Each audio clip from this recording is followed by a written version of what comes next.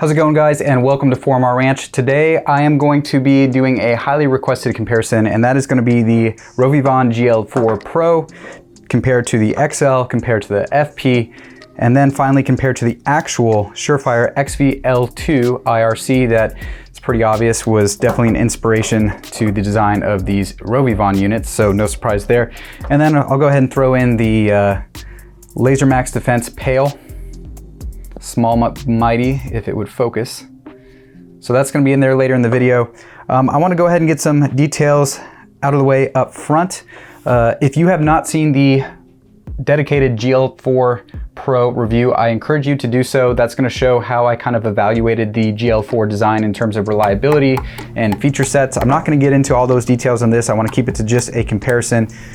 In terms of the comparison, we're going to look at both some night vision footage of these guys with PVS 14 gain set to what you would probably be actually using in the field, and then I'm going to crank it down almost all the way because these outputs are so strong that if you have your gain set to a normal usable range, they kind of auto gate really quick. So I'm trying to capture that beam pattern.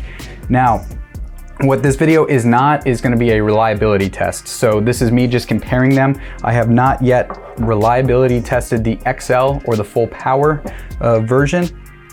So just keep that in mind. These are a sample size of 1 for all the things you see on the table.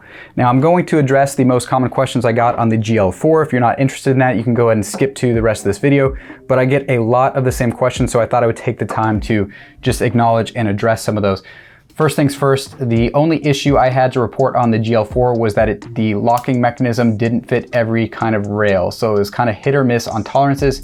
I want to point out that this latch is a solid piece, whereas they have already updated their lever, and you can see that there's a cutout in there, and that kind of allows it to have a built-in tensioner, a little bit of give, so if the rail specs are a little different on the platforms you're using it on, you should be covered. Now, I have not had any fitment issues on these two, to include models that I had problems with the standard GL4 Pro. Obviously the Surefire, for those that are interested, it just uses a standard cross bolt mechanism, so it'll be, for the most part, one size fits all, and they have this small little Allen key there to tighten that, which I don't really love that. As far as the Surefire design goes, I don't like really small hardware because they're easy to strip out and get frustrated. But anyways, without going into the weeds there. So that is the first thing I wanted to address. The second most common question I get is, what holsters are these compatible with? They are so close in form factor, as you can hopefully see, to the Surefire, that I have been told but have not verified firsthand that it will fit into Surefire XV-L2 holsters. Some of the holsters need a little bit of modification. I've heard people using heat guns and just filing some stuff down. So you can allegedly make it work, but I can't confirm that with you guys firsthand. But nonetheless, that is a question I get asked a lot in the GL4 video comments. Another common question is it compatible with the Surefire tape switch for the XV-L2? The answer is yes, it's absolutely compatible. It even carries over the functionality in terms of if you tap it, it will be a constant on. If you press and hold, it'll be momentary. And even the Surefire constant on button built into their switch also works as that per design. So it is fully compatible with the Surefire tape switch. Now, the last question I get asked quite a bit, for whatever reason you guys are interested in this, but hey, I want to give you what you're asking, is it waterproof? Here you go, I'll let the result speak for itself. I noticed a series of O-rings when you take off the front reflector to do battery swaps, and there's even an O-ring on the cover for the tape switch. So it appears that RovyVon's advertisement of it being waterproof is accurate thus far. I didn't keep this submerged for weeks at a time, but so far so good. Didn't notice any moisture or water buildup behind the unit anywhere. Okay, so the next thing I want to go ahead and get out of the way is the actual power meterings for these units, for those that care about the data and not just the visual comparison. Welcome to 4MR Ranch. If you appreciate data, I like to lean on data rather than just opinions and visual comparisons. I think it's a little bit more useful. So here is the data displayed. I do want to point out that the way I have to calculate or measure the flood on these, since it is a flood and the intensity changes, is I basically just meter the edge of a known beam size I can then use that to calculate the equivalent output, assuming that that beam pattern would be a constant intensity, which we know it's not, but that's why I grab the edge where it's a little bit less intense to give you a minimum output to keep things conservative. We know it would be greater than that because of the hot spot at the center, but since it changes, I'm not going to try to get overly complicated and tell you guys, you know, on average what the output is. I'm just going to give you the minimum, and it seems like it actually trends fairly well with what RovyVon advertises in terms of output. So I did see an actual difference in outputs between the three models. It does not appear to be some marketing scheme. There is actually noticeable different metrics for these units. So that's some good news there. Now, I wanted to go ahead and measure the alignment or lack thereof of the units, but let's just say it's kind of laughable to attempt to do that because of how strong the laser outputs are, especially when we're talking about the FP model. There's so much bloom and so much intensity that getting you an accurate measurement just simply wasn't possible, but as best I can tell, they're not wildly misaligned. I'd say they're in the ballpark of what I measured with the GL4 Pro. Again, if you haven't watched that video, I highly encourage you to do so to show you how I try to do all these things. So now moving on to the visual comparison, first and foremost, I gotta give Armorsight a huge shout out for their role in supporting the night vision content on the channel. Without them, I simply just wouldn't have the equipment to do this kind of videos. Now they're not benefiting from this. They obviously don't sell RovyVon products. They just continue to support the channel in an effort to try to give the night vision community as much information and data as possible. So huge shout out to them for doing that. And all I ask is you guys keep them in mind should you be on the market for some of the gear that they sell. They're an awesome, awesome team of people there at Armorsight that again are supporting this even though it's not directly benefiting them. Giving you an orientation for the targets down range, I have a white IDPA silhouette at 50 yards and the same white silhouette target at 100 yards. Now at 200, although I like to start calling it 300 yards, sorry about that, I recorded this after midnight, it was a long day, I was tired. Just ignore when I say 300 yards, it is 200 yards, but it's a slightly different target. I did put it on a larger cardboard backstop with some black, a larger black silhouette to give it a little bit more contrast. I was worried about how well it would show up on camera. So that is what you're looking at, giving you an orientation. Additionally, there are some 4x8 dimensioned black backstops that you can mount targets to at the 400 yards, which is gonna be on the left of the screen, as well as at the 500 yards. Okay, so we're gonna go ahead and I'm gonna use the lower powered RovyVon unit with the laser on to show you guys an orientation of what we're looking at. So using the laser pointer to point out targets to you. Right here is a 50-yard silhouette. To the right is a 100-yard, and then right there is a 200-yard silhouette. And this black triangle, or sorry, this black rectangle is 400 yards. And just to the left, because I'm trying to test something, to this white silhouette is another one of those black 4x8 backstops, but it's all the way at 500 yards. Those tree line, that's where the laser's hitting. That's about 550, maybe 600 yards back. So this is the RovyVon Pro. And as you can see, it's lighting everything up pretty good. So just to orient you again, this is 100-yard backstops, probably 120 to the trees, 200-yard target board, 200-yard silhouette, 300-yard silhouette, 400 backstop, about 550-yard tree line. But it's lighting up the entire field of view. I mean, just an absolute flood. And this is only the Pro. So if the Pro is doing this, my hunch is that the XL and full power are gonna just be absolutely absurd. And I think the tubes are probably gonna auto gate. And I think we're gonna lose more of the background. So really pay attention to those trees at 550 yards. So here goes the RovyVon XL. That is the illuminator only. To my eye, everything looks about the same.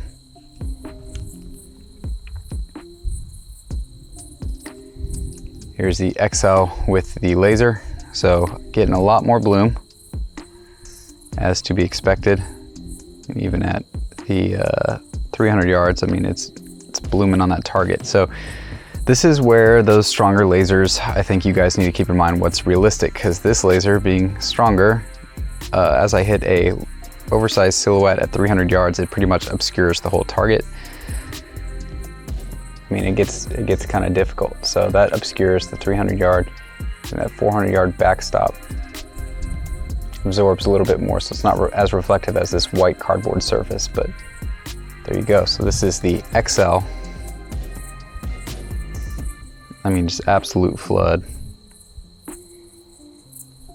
So I think the illuminators, because it's already kind of overpowering things, is pretty similar. I will compare later in the video with the gain on this PVS 14 turned down almost all the way. So time for the big boy. Here's the FP. Illuminator only. I mean, just completely washing out the foreground. I'm finding myself accidentally aiming upwards because there's just so much foreground washout.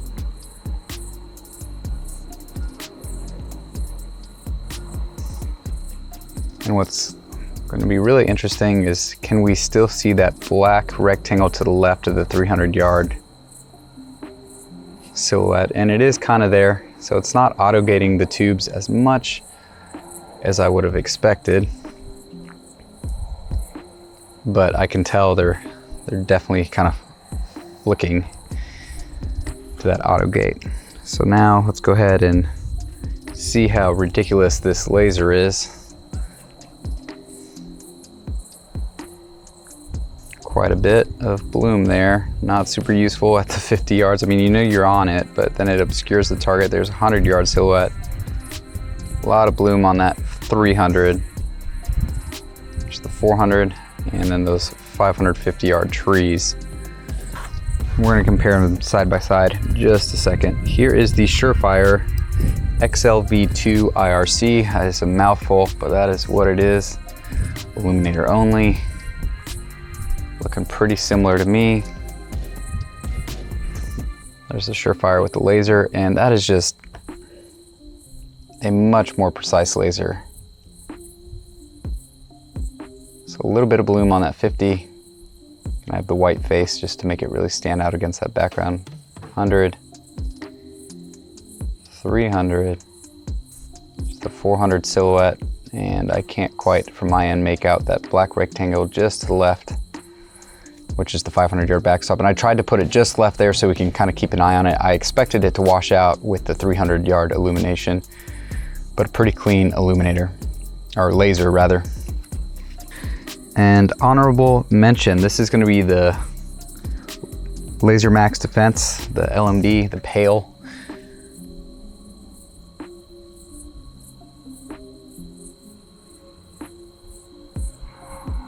$200. There's your 300, 400, and those 550 yard trees. So this little guy is pretty usable. Smallest and most lightweight, but it is entirely plastic, whereas the others are aluminum. So we're gonna use this as our baseline now. I mean, it's gonna get dark, guys, but I'm trying to show you how much different punch. So gain turned almost all the way down, and it's still pretty clean, almost entirely usable. So there's the Pro.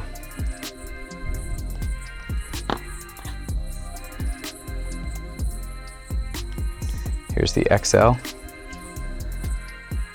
Now we're seeing the difference in the punch. I wish I could put them side by side, but the illuminators are just too strong. Or it's too much of a flood. They'll be overlapping all over. So now we're seeing a little bit more of that 300 yard. Going back to the Pro for baseline. And now the FP. So I definitely think there is more output, but it's just so much flood. I don't know. I think it's kind of negligible, at least from my perspective. So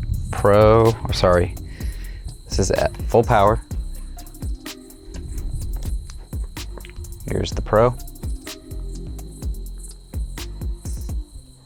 Full power.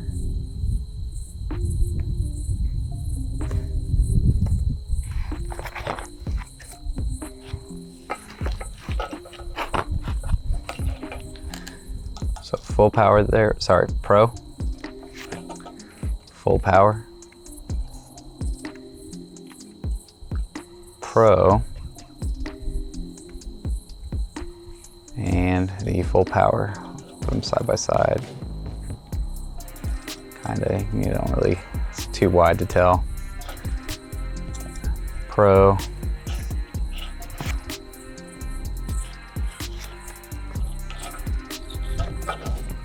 XL, middle ground, and full power.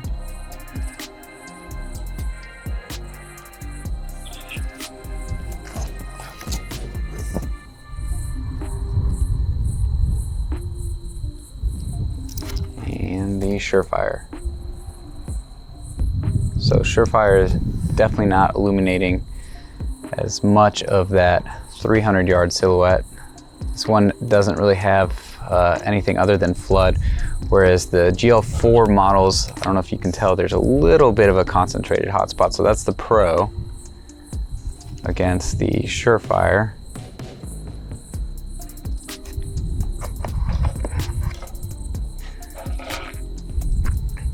XL, Surefire, and then back to the full power, FP, Surefire. Again, our honorable mention, the Pale. Not really illuminating that 300 too well at all, with the gain turned down. I don't want to leave you hanging here, so I have the camera in a manual mode to where it's set to be very, very close to what my eyes are currently seeing. So here is the Pro on white light. So 50 yard, 100 yard, and on my end, I can just barely make out the 300, which is what the camera is reflecting. So I can see it with my eye. It's tricky, and it's only because it's white. I cannot see anything beyond that. So keep in mind the white light is the same for all three of these, but we're going to step it up and also show you the different laser output. So here is the XL. It's a little bit more of a laser trail. And here is the insane full power, the FP model. Absolute lightsaber. And here is the Surefire. So even though it's nighttime, not a huge laser trail, I can't really make out the 300-yard target with my eyes, and it's not really picking up on camera. So this one seems more limited to that 100-yard. I can just barely see it as my eyes adjust, but not super, super bright. All right, so let's see. Let's see if we can do the lasers only. Okay, so Surefire's leftmost. Then we got the Pro. This is the FP, and we have the XL. So honestly, to my eyes, these three, all the way to include to the XL, which it metered very close to the Pro, look pretty close. The FP is in a category of its freaking own. It's honestly outrageously strong. I'm already out here, might as well. Here's the Surefire on 100-yard. Here is now the Pro on 100-yard silhouette. Here's the XL on 100-yard silhouette.